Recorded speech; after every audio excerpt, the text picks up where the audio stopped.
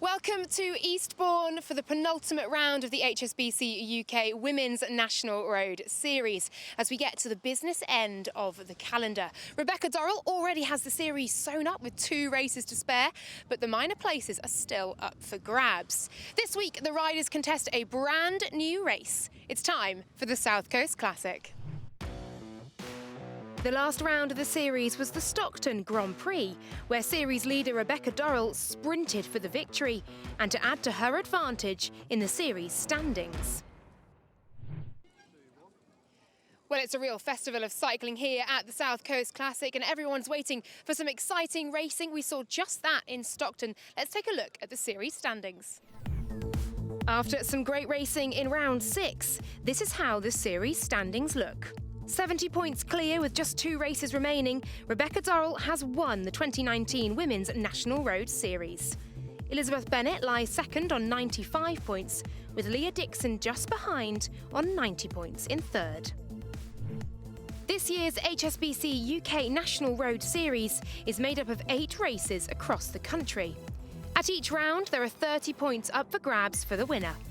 The rider with the most points at the end of the series wins the crown. It's as simple as that. The seaside resort of Eastbourne lies on the south-east coast of England in East Sussex, just 19 miles from Brighton. This weekend it hosts the Eastbourne Cycling Festival, a whole weekend jam-packed with cycling fun, from amateur criterium racing, mountain bike sportives and penny farthing championships, all the way up to elite fixed gear racing and elite road racing. Far from a holiday for the riders, the Elite Road Race takes in circuits around the South Downs National Park and runs along the coast alongside the famous chalky cliffs of Beachy Head, before returning to the Victorian seafront of Eastbourne, famous for hotels, the 19th century Eastbourne Pier and a 1930s bandstand. So let's take a look at the course for today's race. The riders will be racing for 109 kilometres today, starting in Eastbourne and heading out to join an 11.6 kilometre circuit, taking in Eastdean, Burling Gap and Beachy Head.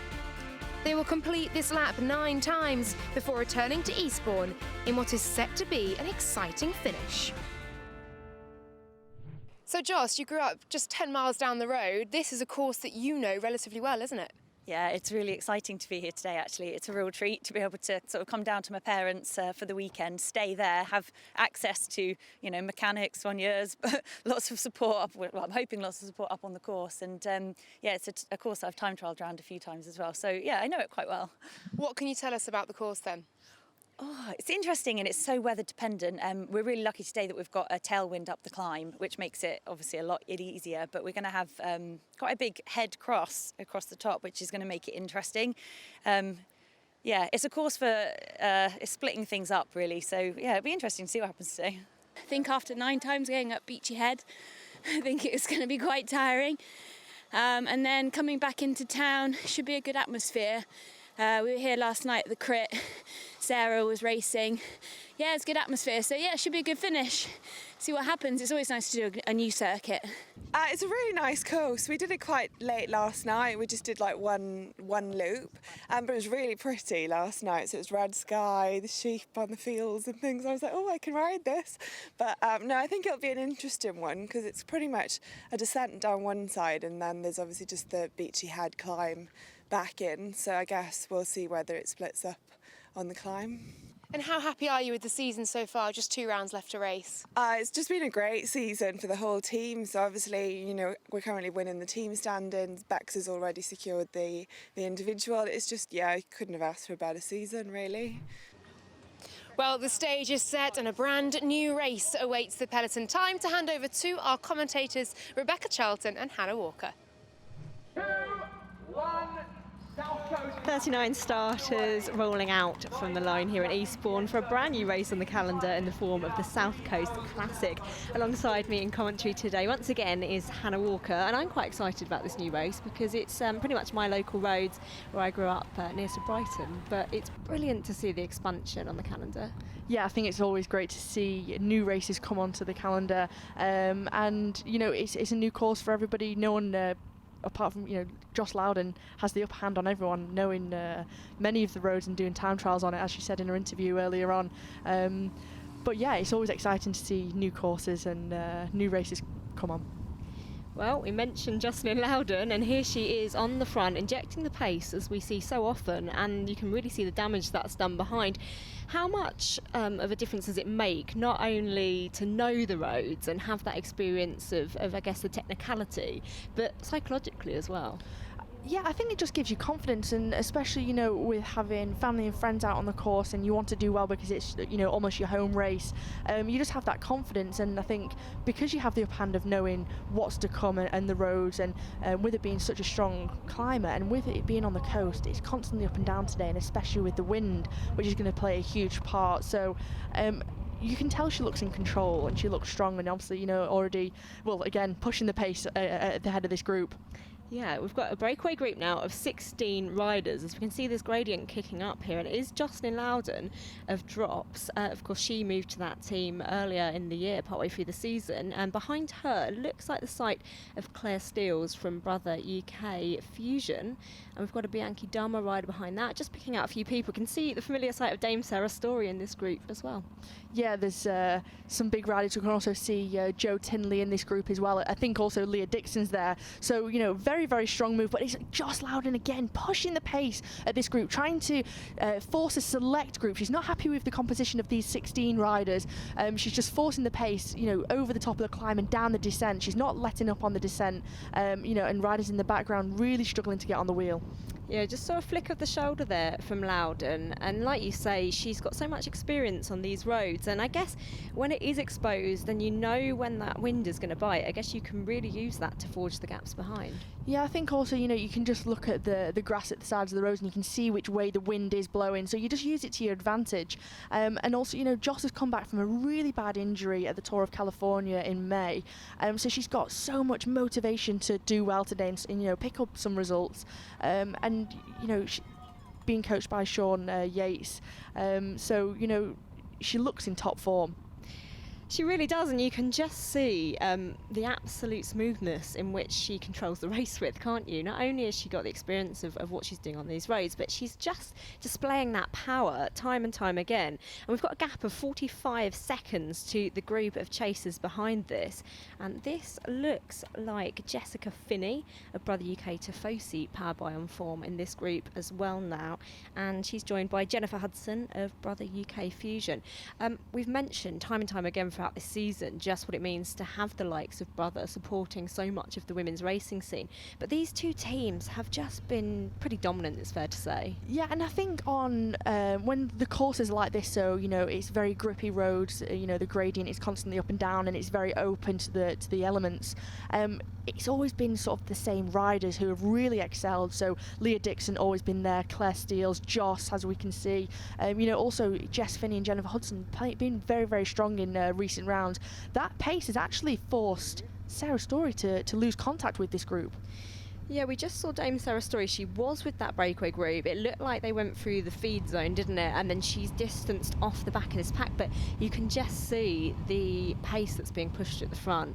And you've got Lowden just keeping that pressure on because she knows what she needs to do. And we've seen her in the past take the likes of hill climb championships, haven't we? And so what she's done throughout this season, and actually we've seen Leah Dixon, who's in this group, do this as well, is just know that when they put people under pressure on the climbs, they've got that ability to just whittle down the group and actually, if they need to, go on their own. Yeah, and she's got the upper hand knowing how strong she is as a climber. I was just about to say, actually, she's a little bit outnumbered, having two riders from Brother UK Fusion and two riders from Brother UK Tifosi, powered by OnForm.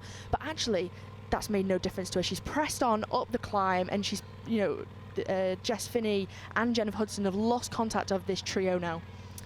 So it's Joscelin Lowden in the white jersey at the front, putting the pressure on once again of Drop Cycling. She's followed by Claire Steels of Brother Fusion, and behind there is the other team of Tifosi, Brother, and that's Leah Dixon, and she's just coming through now. But it looks like Lowden's had a mechanical there, and she's being forced to stop and sort this out herself. Yeah, Claire Steele's just trying to help her there, which was, really nice of her, great sportsmanship. Trying to give her a little push, but, a chain came off. It wasn't going back on. She couldn't use her front mech to get it back on. But she looks very, very relaxed there in that situation. She's not panicking. She's just sorting the mechanical out herself. And, hopefully she'll be able to get back onto this duo. Dixon and Steels, however, aren't hanging around. They're not waiting for Lowden. So it's going to be a hard chase and a hard fight for Lowden. Yeah, Leah Dixon there, head down on the front, keeping the pressure on, although you say there Steels did look to help where she could possibly there.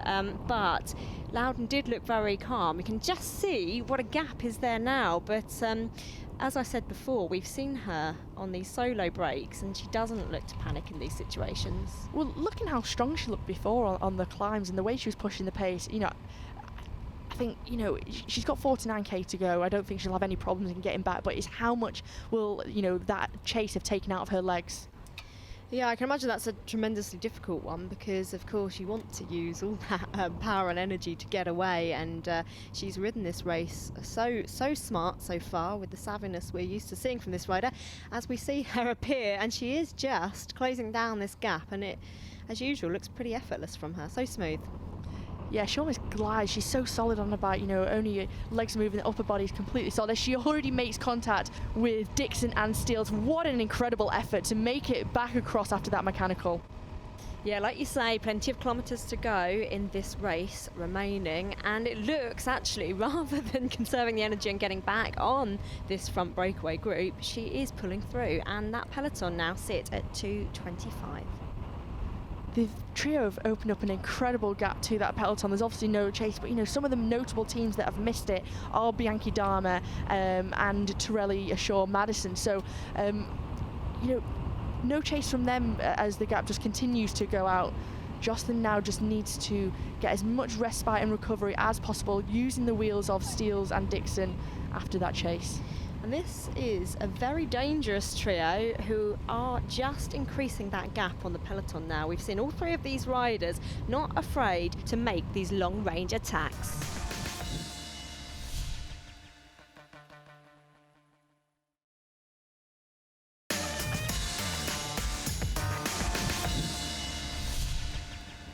And we rejoin our breakaway trio, which comprises Leah Dixon, Claire Steels and Joscelin Lowden. They have 2 minutes 25 on that big peloton behind, and the South Coast Classic comes to Eastbourne and this part of the world for the first time ever.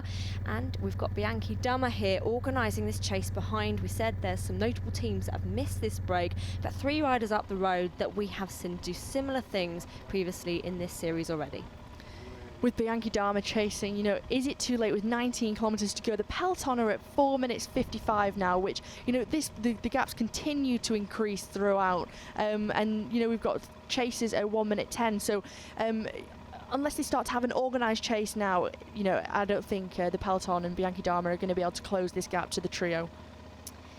We've talked about how exposed some of these roads are, and indeed, actually, once again, you can't always get a feel for just how much this gradient is biting on the TV screens, but we've got the likes of Beachy Head in here and some really big opportunities for these pure climbers to really devastate the field behind. I think when the course is constantly up or down, and like you say, you can see the gradient here, factor in the wind, and it plays such a big part and it makes it so much harder. You can see, Sarah Story doesn't look as comfortable as what we've seen her in the past, but she's, managing to hold off that peloton. She's sort of kind of stuck in the middle of no one really, because she can't get back across to these leaders, but she's, still so far in front of, almost 3 minutes in front of the peloton. So doing a great job, but, she just neither here nor there.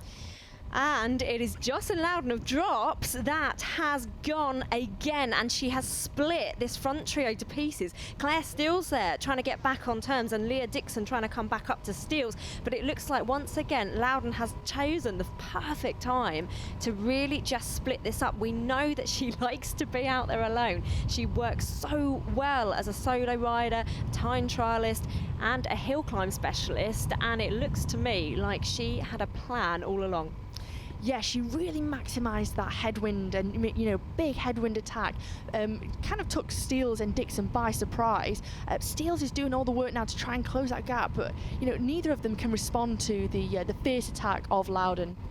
And we know that she hasn't had the ideal season. You mentioned before just the devastating crash that she had, really, that she's come back from, but she's had a solid block of training. Yeah, I think when you have that motivation and you want to come back stronger after an injury, and a very bad injury at that, you have the motivation to train and you want to be better and you want to be back racing. And especially with this being a home race, she's so motivated. You can see that all race that she's, wanted to push the pace, and knowing the roads and having a plan of where she wants to attack is really, it is shown through. It's really interesting looking at the field today because we have seen a lot of dominance from the brother Tifosi squad. We've mentioned that strength and depth. They have so many options in the racing, and we saw such a big battle, didn't we, in the National Circuit Race Championships between the two teammates, Bex Durrell and Anna Henderson, who were just out with such a huge gap. They're notably not here today, but interestingly, they've been very dominant on the very twisty, technical, tight turns, as we're used to seeing the likes of Henderson make her moves on. But today is a course, it strikes me, that really suited Joscelin. Yeah, definitely. It was a course suited her, down to the ground as we start to come back into Eastbourne now towards the seafront.